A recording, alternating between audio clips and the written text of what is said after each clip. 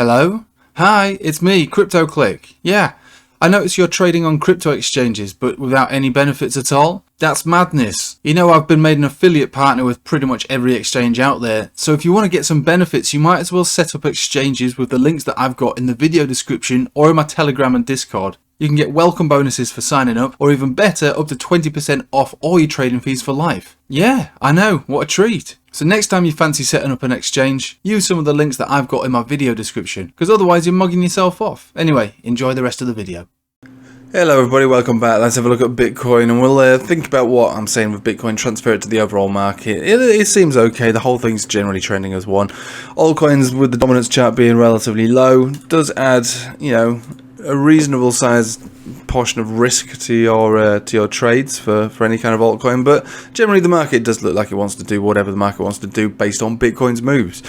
So yesterday we were talking about that dip coming down to the 200 exponential and a 4 hourly, which is basically a retest of the golden cross. This is something we were talking about leading up to the dump or pullback or whatever it is on Tuesday. So we were getting out of our positions, weren't we? I even sold my closed and sold my bots with the aim to buy back lower and start those bots up again in whatever range we go into. So just trying to make the most of the market really. So we knew that the dump was coming. We did have a buy the dip over here, which worked out quite well. Found a resistance back down to our first major level of support. So this is what we had our eye on basically at the beginning of the week. The golden cross forming and then a retest of it. We generally come to expect that sort of thing. It's very common, and now we've got it. So this is a sign of strength, believe it or not. I know most people will be looking at this going, oh, Bitcoin's over again. It's all over. Bitcoin's a scam. Bitcoin's a zero.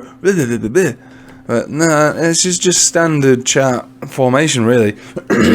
And now that we've got it, this was the it was a buy the dip opportunity. If that had failed, there was other areas below it which were relatively relevant, which would have been this one here, 21,600. Now when we broke out of this breakout area, we did get a retest of that anyway. So to see a retest of it again would probably not be particularly bullish, and also would be below all these moving averages, which only makes it, I suppose, weaker really, because these would then become resistances or potentially become resistances. So it's nice to see that we held above it and we're getting a decent reaction from it. So what we're seeing as well, you can see obviously we've got a high, we've got a lower high, and we've got a low, got a lower low. This looks like a consolidation anyway from this run that we had from the bottom level of the support.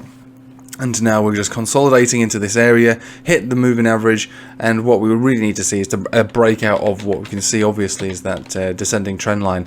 It's a descending triangle formation, so the overall direction would most likely be to the down. There's just a bias involved with a formation like that. But with a retest of the golden cross, I have every hope that we can push up and break out of this descending trend line. So, like I say, trading within a formation like this isn't usually a good idea, but because we had our eyes on the golden cross and a retest of it, that was the buy the dip. So eyes on the 23,000 area really. That's where we are as of this 4 hourly candle, going down what looks like I don't know, not much, going down like $100 every 4 hours, less than that, about $80 every 4 hours of resistance. But because it's Sunday, it's a bit of a rubbish day for this to have happened really, because Sundays are the worst crypto trading day, because whatever happens today could easily just get sold off at the end of the day, like what happened on Friday. So Friday was the last trading day of traditional markets, and it had been pretty good for the most part, so people are just taking profits on that. Don't want to be holding stocks through the weekend with that kind of stress hanging over your head in a market which is generally downtrending on the larger term time frames. So they got sold off, and then crypto got sold off through association, and yesterday continued, I suppose, with that downside. So that's no big deal. It's just market psychology, and that I would apply that again to a Sunday potentially. So whatever happens today might easily just get sold off by the end of the day, getting ready for a real trading day, which is going to be Monday and all of the weekdays to follow. So yeah, it's good that we've done this. This is what we wanted. We were waiting for this at the beginning of the week. We've got it now finally on the Sunday. That's great. So all of this is playing out exactly as expected. But we need to break out of this trend line, and this trend line should, once broken, you might even get a break and a retest of it, but once it's broken, should take us up to that 26,600, which will be my top target. And if we just have a look at why that might be, it's pretty easy to see, but if we have a look at the reasons why, you can see we had a big wick down into it over here, a big dump down into it here, and the major breakdown zone. So that's 26,600 more or less. There is a chance that we get rejected on the weekly 10 exponential as well, which has also been a bit of a problem for Bitcoin. So we just focus on this for one quick second. You can see support, and then breakdown, retest, bang, retest, bang, closing below it each time, bang, bang, bang, and then we really picked up the pace when everything was getting sold off. Capitulation, maybe, I don't know. So bang, bang, bang, bang, bang, and we've not tested it. We came quite close to it, I suppose, this week so far, but we've not actually tested it, and that comes in more or less generally at, what was it, 24,600, so quite close to the rejection area, but not quite feeling it. So 10 exponential, yeah, so it's less than 25,000 now. This candle body closing this tonight will bring this 10 exponential further down as well. It's a weekly moving average. It will close and form a new one at a lower area tonight, so be aware of that. But look, it's not the worst thing you've ever seen, because I'll tell you why. Our friend the Nasdaq actually closed above it this week, so Nasdaq having exactly the same kind of reaction to the 10 exponential, and more or less the same chart formation from December, really. 10 exponential, bang, bang, bang, a little bit above it, bang, bang, bang, bang, bang, and now we've closed above it. So look, traditional markets was where the focus was for the everything bounce. That's why I was talking about the everything bounce. It's all based on traditional markets, and that's where I position myself mostly in traditional markets, stocks and indexes. And I said at the time, Bitcoin and crypto will move through association. You know, I trade mostly crypto anyway, but when it comes to stocks, it seemed like an obvious thing to do, and it's working out so far.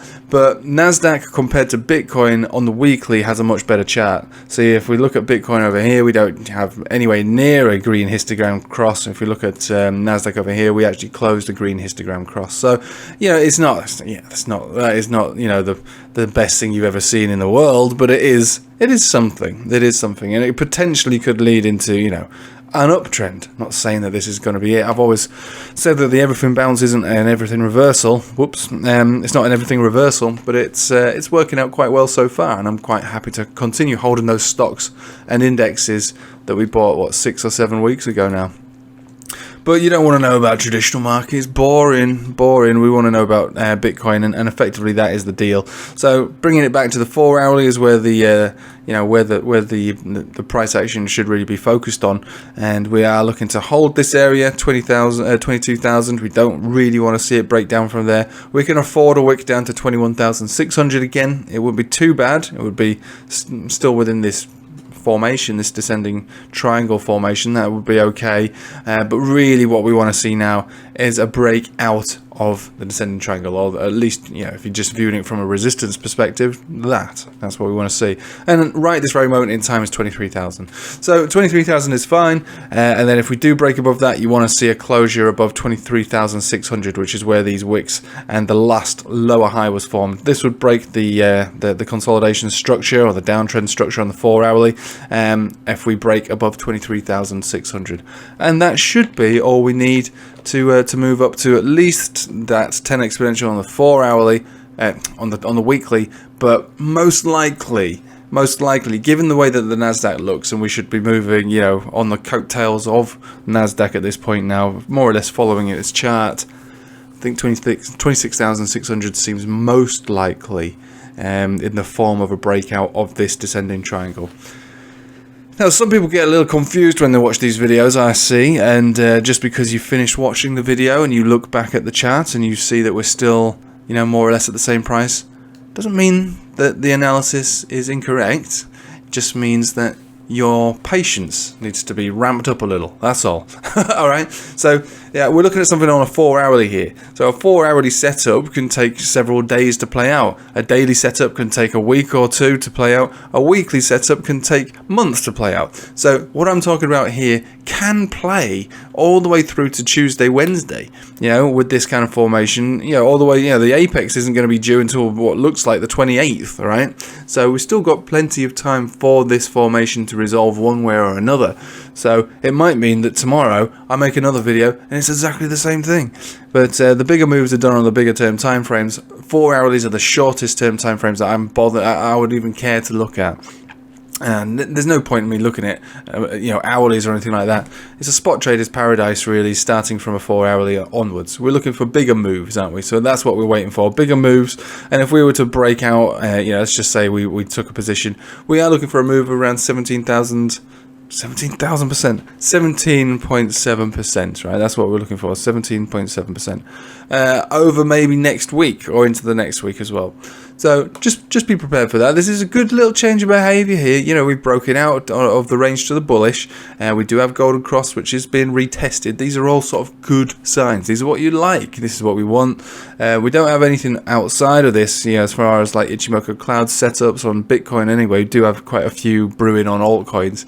But generally, this is it's a ray of light through the thunderstorm of the market, that we've been in for this whole year. And again, favouring the idea of the everything bounce continuing. I like it. But let's just see how we resolve this formation to start with. And if we start closing below 22,000, it'd be a little upsetting. If we close below 21,600, it would be very, very upsetting. And yeah, I suppose if we start closing below 21,000 flat, yeah, I'd be very sad, because we'd be back in this range again. We'd have to reassess the next bunch of trading setups. One little side note, obviously, is that because it is Sunday, it's a bit of a lame trading day. Be prepared for the sell-off at the end of the day. It might not happen, but it could, as people think, right, that's it, take some chips off the table. Let's wait for traditional markets next week. Let's just chill out. Let's go to bed without any kind of stress. That sort of thing can happen, like what we saw with traditional markets on Friday.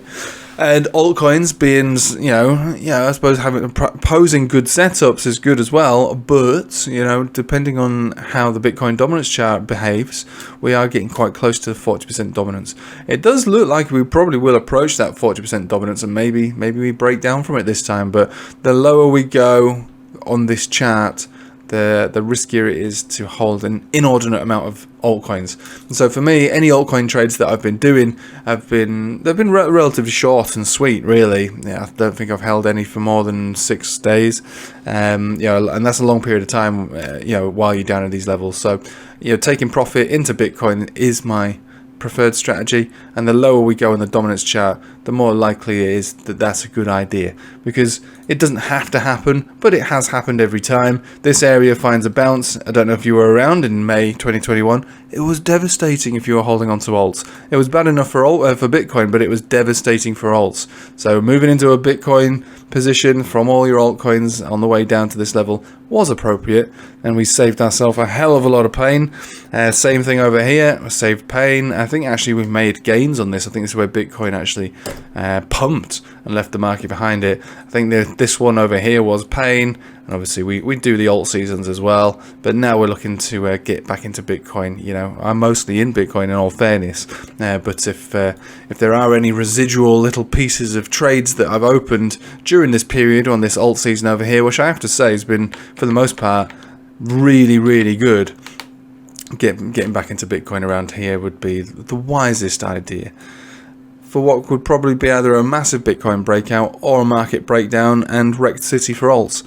So I'll leave with you there, but thanks for watching, guys. Hope you have a nice day. Take it easy.